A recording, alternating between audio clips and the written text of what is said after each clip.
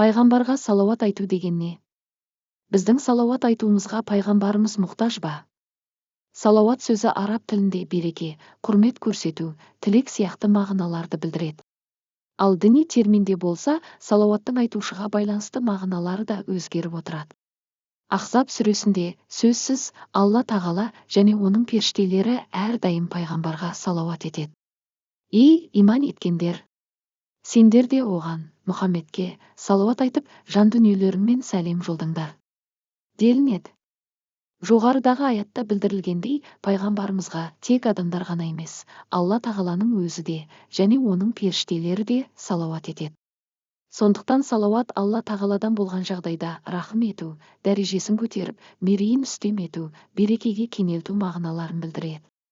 Ал періштеден айтылған жағдайда ізгі дұға және кешірім тілеу мағынасында қолданылады.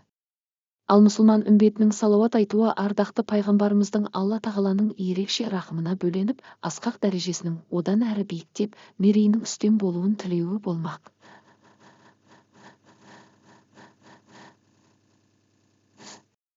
Яғни, үмбетінің пайғамбарына деген ізгі тілегі. Салауат туралы қысқаша осылай түсінік бергеннен кейін жоғарыдағы сұраққа қайта оралайық. Онсыз да Алла тағаланың рақымы мен берекетіне бөленген, абырой дәрежесі жоғары пайғамбарға салауат айтып, жақсылық тілеу не үшін қажет? Біріншіден, ақырғы пайғамбар Мұхаммедке салауат айтуымыз мойнымыздағы қарызымыз. Оның алдындағы жақындығымыз бен сүйіспеншілігіміздің белгісі. Оған деген алғысымызды тілек ретінде білдіріп, жүрек жарды сағынышымыз бен құрметімізді салауат түрінде жеткізу болмақ. Егер пайғамбарымыз жіберілмегенде, біз ұлы жаратушыны барлық кемел сипаттармен танып, қатесіз түсіне алатын ба едік? Пайғамбарымыз келмес бұрын адамзат ай, жұлдызға, жансыз, тілсіз, меңіреу, қолдан жасалған пұттарға құдай деп табынғаны баршаға белгілі. Ендеше, адамзатқа таухид дінін үйретіп, Раббымызбен табыстырған ардақты елші Хазіреті Мұхаммедке салауат айту әрбір мұсылманның пайғамбары алдындағы адал борышы. Пайғамбарымыз өзіне білдірілген ақиқаттарды жан шыдатпас қиыншылықтар мен қырқыса жүріп адамзатқа жеткізді. Сол жолда малын да, жанын да аямады. Сол үшін апталап емес айлап аш қалды. Мүшріктердің, Әбдімүттәліптің жетімегінен басқа пайғамбарлыққа адам табылмай қалып па дейтіндей қорлық сөздерін естіп, келеке мазағына душар болды. Мүбәрак жүзіне дұшпандары сан рет түкіріп, ғибадат жасап жатқан кезде, түйенің қан жынын әкеп төбесіне қотарып, айыздары қана алшаң басып кете барған кездері де болды. Жаңа дінге қарсы шыққан Мекке мүшриктері пайғамбарымызды өлтіруге ант ішіп, мүбәрак өмірін қауіп-қатерге кіріптар етті. Жақын туыстары мен жора жолдастарын өлтіріп, мал-мүліктерін талан-таражға салды.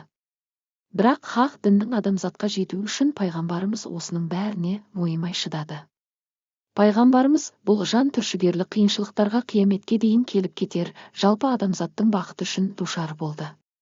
Ол ақырғы дін исламды бізге жеткізбегенде, ақ пен қараны, дүние мен ақыретті, тозақ пен жұмақты, адамдықтың асыл қасиеттері мен құндылықтарын, ұлы жаратушының бізді екі дүниеде де бақытты ететін, адамзатты тура жолға бастайтын ескірмейтін заңдарын қайдан біліп, кімнен үйренетін едік?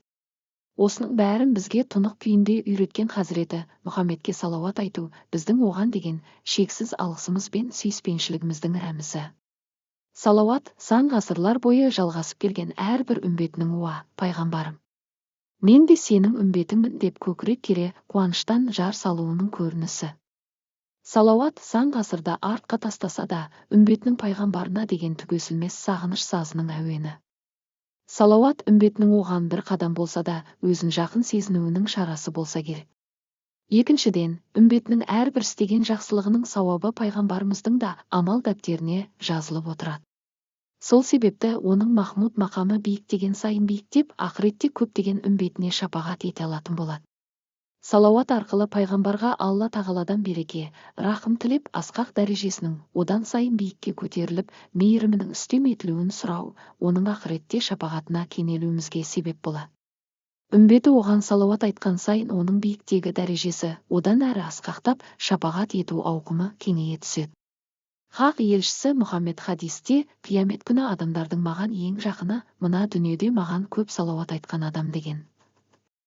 Пайғамбарына салауат айтып сәлем жолдаған құл, Иншалла, ана дүниеде пайғамбарға анағұрлым жақын тұрады. Сөйтіп хақ алдында есебімді қалай беремін деп ақ тер, көк терге түсіп абдыраған құл күтпеген жерден пайғамбарының кең шапағатына ие болады. Сондықтан салауат айтудың пайдасы пайғамбарымыздан бұрын оның үмбеті бізге тиеді. Шындап келгенде, салауат айтуға ол емес, біз мұқтажбыз. Үшіншіден, біз пайғамбарымызға салауат айтқан сайын Алла тағала бізге 10 рет салауат айтады. 10 күнәміз кешіріліп, дәрежеміз 10 есе көтеріледі. Әнас атты сахаба риуаят еткен хадисте пайғамбарымыз былай дейді: кімде-кім маған 1 рет салауат айтса, Алла тағала оған 10 салауат айтады. Әрі 10 күнәсі кешіріліп, дәрежесі 10 есе көтеріледі демек, ұлы жаратушының рақымына бөленіп, күнәларымыздың кешіріліп, дәрежеміздің өсуіне себеп болар салауатқа пайғамбарымыз емес, керісінше біз зәруміз.